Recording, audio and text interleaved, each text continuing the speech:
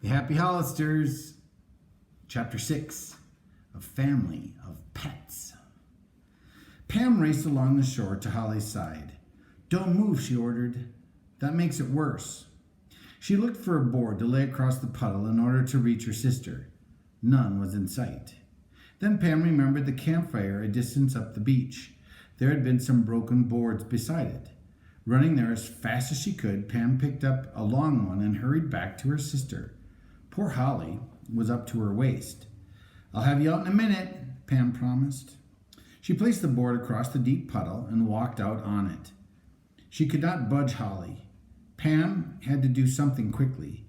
She saw a thick tangle of vines a little distance from the shore and went to tear them up. Quickly she wove them into a braid. "Well, I'll never get out," Holly wailed. "Yes, you will," Pam said with determination.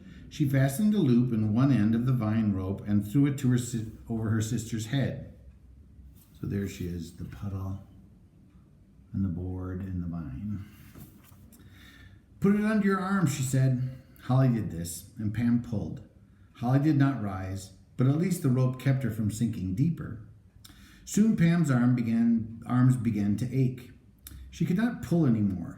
Walking back a few steps to where an old rotted tree trunk stuck out of the ground, she tied the other end of the vine rope around the trunk while she rested. Holly had stopped crying, though the tears still glistened in her eyes. "I won't go down through the earth all the way to China," she said bravely. As Pam looked imploringly over the lake for help, suddenly she cried out, "Look, there's a motorboat!"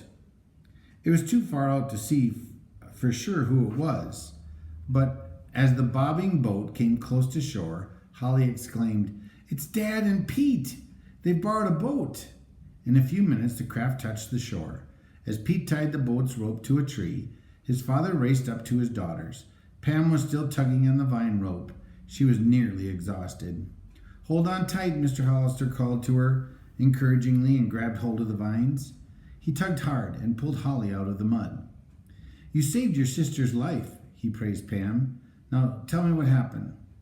As Pam and the others wiped some of the mud from Holly, she told the story of the drifting boat and how her sister had become mired. "How did you know where to find us?" she asked. Pete said they had found the oars, and then the wind had given them a clue to where the rowboat might have drifted. At this time, Holly had been looking at her muddy play clothes. "I know what I'll do," she said. "I'll take a bath with everything on." Mr. Hollister laughed. "I guess that's the best thing to do," he said as he started for the shore of the lake. Both girls took off their shoes and socks. Pam held Holly's hand as they trotted into the lake. After a few minutes of splashing around, all the mud was washed from her clothes. "Suppose we walk along the beach in the sun so you can dry off, Holly," Mr. Hollister suggested. They set out along the beach. About a quarter of a mile away, they could see the tumbled-down remains of an old farmhouse. "What a spooky-looking place," said Holly in a scared voice as they approached it.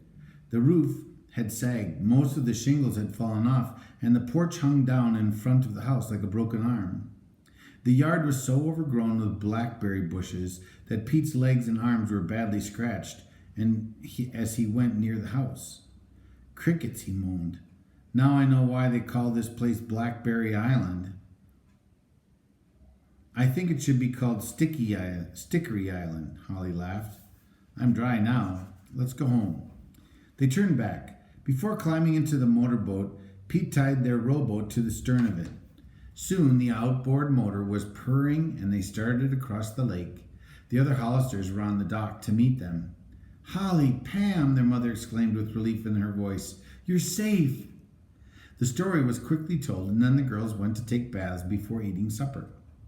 When the children went to bed that night, Zip followed Pete into his room and bounded up on the bed. He was asleep before Pete.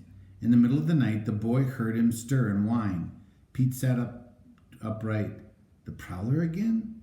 Pete listened intently as he went into the hall. There he met Pam. I hear it too," she said excitedly. "It sounds like somebody crying. Maybe it's Sue." They tiptoed into her room to see if she was ill or dreaming, as she sometimes cried out in her sleep. But she lay in her bed sound asleep. Where could the cries be coming from? The children listened again. It's coming from downstairs, Pam said. Let's go see what it is. All right. They tiptoed down the stairs with Zip padding behind them. Pete put his hand on the dog's head, which was his way of showing the faithful collie that he should not bark. Shh, he whispered. Don't make any noise. When they reached the kitchen, the crying sound became louder. Pam opened the cellar door. It was coming from in the basement. She said, Pete switched on the light. Together, the children went down to the stairs. Listen, Pete said. The noise is coming from over in that corner. As they approached the place, Pam squealed, but not in fear. Pete, look! Kittens, aren't they darling? On a piece of burlap bag lay a mother cat and 5 kittens. Pam had seen very young kittens before. These seemed to be about 3 weeks old. Pete looked up and saw that the cellar window was partly open. Well, that's how they got in, he observed. I wonder where they came from. Suddenly, the children heard footsteps above them. Mr. and Mrs. Hollister came down the stairs, followed by Holly and Ricky. Kittens! We found kittens! Pam cried happily. A mother and 5 children. The Hollister cat family, said Holly, and there's one for each of us. The little girl came near and stooped down to pat the tiny animals, but as she did so, the mother cat hissed. Stay away from them, dear, Mrs. Hollister said. The mother doesn't know yet that we are friendly. She's only trying to protect her babies. The Hollisters decided to leave them there for the night.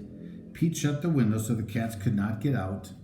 The family trooped back to bed, but remained awake a while. Little Holly was full of ideas. The next day she would make doll clothes for the cats. She would dress them up and perhaps have a cat puppet show. Ricky had ideas too. He would have a cat parade and march them around the house. Perhaps he could make little collars for the cats and put little flags in the collars. Finally, all the children fell asleep dreaming of cats. Next morning they were up earlier than usual. What excitement there was as they rushed down to the cellar to see the cats. They were friendly now.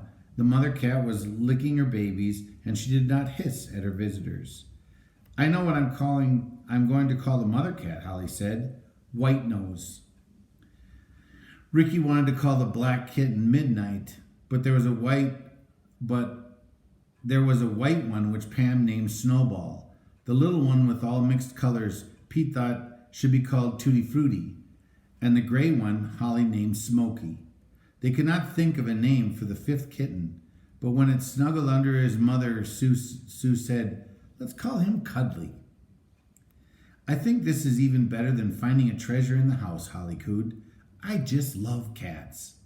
At the breakfast table, Mrs. Hollister suggested that the children try to find the owner of the cats. Perhaps they belonged to some child who would be sad that they had left. I think the mother cat is a wild one, said Ricky.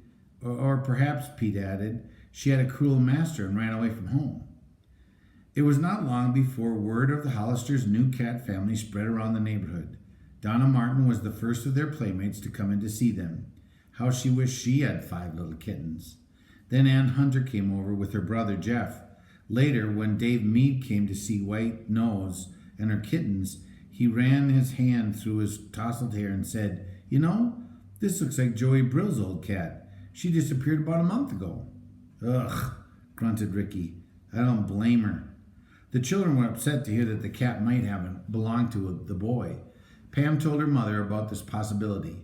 Well, if it's Joey's cat, she pointed out, I think you had better find out and return her to him. Maybe he was mean to White Nose, Pam said. Mrs. Hollister explained that if the cat were Joey's property, he had the right to her. Perhaps he would treat White Nose better so she wouldn't run away again. The children talked it over and agreed that their mother was right. But before they had a chance to call on Joey, they saw the boy walking down the street. Donna had told him about White Nose. Where's my cat? He demanded as he approached the Hollister children. We don't know that it's your cat, Pete replied. But if it is, I guess you can have her back. They led Joey Brill down into the cellar. That's my cat, he shouted. She's been missing for weeks, and now she has a family. I'm going to take her and all the kittens. Boy, they didn't like Joey before. Do you think they're going to like him now?